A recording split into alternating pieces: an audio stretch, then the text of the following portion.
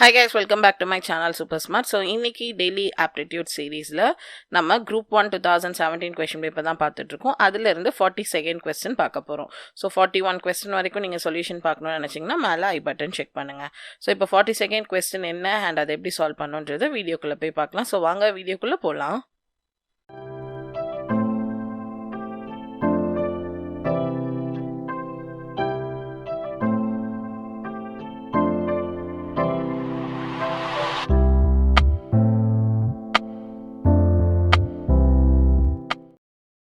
So என்னோட question என்ன அப்படி சொல்லி பார்த்தீங்கன்னா, ஒரு கார்டனர் இருக்காங்க. அவங்க என்ன பண்ணுறாங்கன்னா, ஒரு பொண்ணுக்கு வந்துட்டு அவளோட நல்ல குணத்துக்காக என்ன பண்ணுறாங்கன்னு பார்த்தீங்கன்னா, சில ஆப்பிள்ஸ் வந்து ரிவார்டாக கொடுக்குறாரு.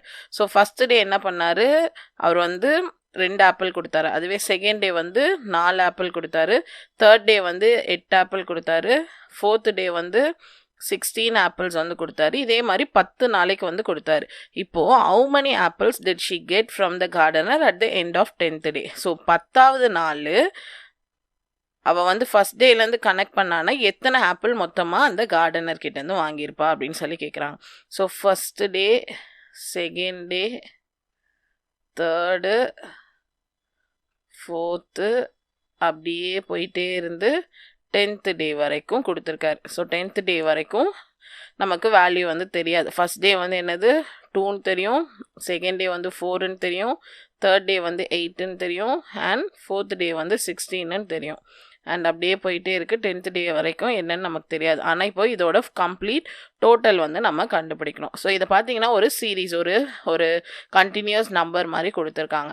ஸோ அப்போ அது வந்து என்ன ஃபார்மேட்டில் இல்லை என்ன சீரீஸில் இருக்குது அப்படின்னு சொல்லி கண்டுபிடிச்சா நம்மளால் வந்து இது ஈஸியாக வந்து ஆட் வந்து பண்ண முடியும். பட் மிஸ்ஸிங் நம்பர் மாதிரி சீரீஸாக இருந்தால் பக்கத்தில் 2 டிஜிட் மட்டும் கண்டுபிடிக்கணும் அப்படின்னா இதோட லாஜிக் கண்டுபிடிச்சி நீங்கள் கண்டுபிடிச்சிடலாம். ஆனால் இங்கே 5th-லேருந்து 9th வரைக்கும் என்ன டேர்ம்னே நமக்கு தெரியல. அப்போது இது என்ன சீரீஸில் இருக்குது அப்படின்னு சொல்லி கண்டுபிடிக்கணும். ஸோ 2 சீரீஸ் தான் வந்து பாசிபிள். ஒன்று வந்து அரித்மெட்டிக் ப்ரோக்ரெஷனில் இருக்கணும், இல்லைனா ஜாமெட்ரிக் ப்ரோக்ரெஷனில் இருக்கணும்.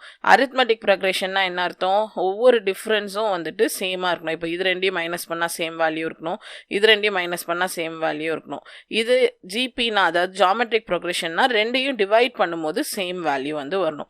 ஸோ இப்போ நம்ம அரித்மெட்டிக் ப்ரோக்ரெஷனான்னு பார்த்தா 4 - 2 வந்து 2 வரும். அதுவே 8 - 4 வந்து 4 வரும். ஸோ இங்கே 2 வருது, இங்கே 4 வருது. அப்போ இது வந்து அரித்மெட்டிக் ப்ரோக்ரெஷனில் இல்லை. ரெண்டாவது வந்து geometric progression. So first term வந்து 2, செகண்ட் டேர்ம் வந்து 4. அப்போ 4 டிவைடட் பை 2 என்ன வருது, 2 வந்து வருது. So 2 1s are 2 2s are. அடுத்து தேர்டையும் செகண்டையும், ஸோ 8 டிவைடட் பை 4 மறுபடியும் என்ன வருது, 2 வருது. 4 1s are 4 2s are. அடுத்து வந்துட்டு 16. ஸோ 16 டிவைடட் பை 8 என்ன வருது, 2 தான். 8 1s are 8 2s are 16.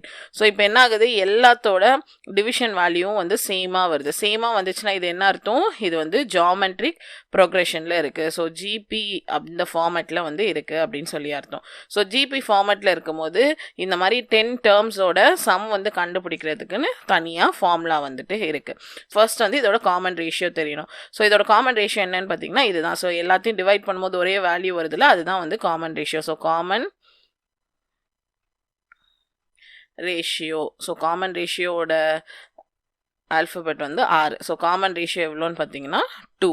So இதோட ஃபார்முலா என்னன்னு பார்த்தீங்கன்னா sum of n numbers equal to a r to the power n minus 1 divided by r minus 1. So இப்போ நம்ம n வேல்யூ நமக்கு தெரியணும். ஸோ எத்தனை வாட்டி ரிவார்ட் கொடுத்துருக்காரு, 10 டேஸ் கொடுத்துருக்காரு. அப்போ என்னோட வேல்யூ என்ன, 10. ஸோ 10 டேஸோட சம் தான் நம்ம கண்டுபிடிக்கணும். அப்போது என்னோட value 10. So s of n equal to a r n இருக்கிற இடத்துல 10 minus 1 divided by r minus 1. So இப்போ வந்து ஏன்றது என்னன்னு பார்த்தீங்கன்னா ஃபர்ஸ்ட் டேர்ம். ஸோ ஒரு சீரீஸோட ஃபர்ஸ்ட் டேர்ம் தான் என்னன்னு பார்த்தீங்கன்னா ஏ. ஸோ அப்போ ஏவோட வேல்யூ என்ன, 2. ஸோ நமக்கு இப்போ r வேல்யூ இருக்குது, a வேல்யூ இருக்குது, n வேல்யூ இருக்குது. ஸோ ஏவோட வேல்யூ வந்துட்டு 2, ஆரோட வேல்யூ வந்துட்டும் 2 தான். 2 to the power 10 minus 1 divided by 2 minus 1. So r to the power 10 ஓட வேல்யூ என்ன அப்படி சொல்லி பார்த்தீங்கன்னா 1024 minus 1 divided by 2 minus 1 என்னது 1. ஸோ மறுபடியும் 2 into 1024ல் 1 போயிடுச்சுன்னா 1023. this is equal to 2 3s are 6, 2 2s are 4, 2 0s are 0, 2 1s are 2. So value என்ன அப்படி சொல்லி பார்த்தீங்கன்னா 2046. ஸோ ஆப்ஷன் டி தான் வந்துட்டு ஆன்சர். ஸோ என்ன சீரீஸில் இருக்குன்னு கண்டுபிடிச்சு அதுக்கேற்ற ஃபார்முலா போட்டு நம்ம வந்து சால்வ் பண்ணியாச்சு. ஸோ இப்போ இங்கே இருக்க ஆர் வந்து கிரேட்டர் தென் 1 இருக்கிறனால இந்த ஃபார்முலா வந்து யூஸ் பண்ணுறோம்.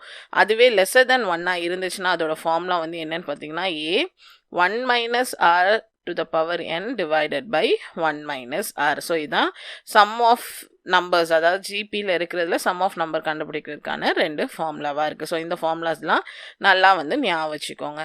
ஸோ அடுத்த சம்மோட சொல்யூஷனை நம்ம நெக்ஸ்ட் வீடியோவில் பார்க்கலாம். ஸோ இந்த வீடியோ உங்களுக்கு பிடிச்சிருந்தா லைக் பண்ணுங்கள், ஷேர் பண்ணுங்கள், என் மறக்காம சேனலை சப்ஸ்கிரைப் பண்ணுங்கள். தேங்க்யூ.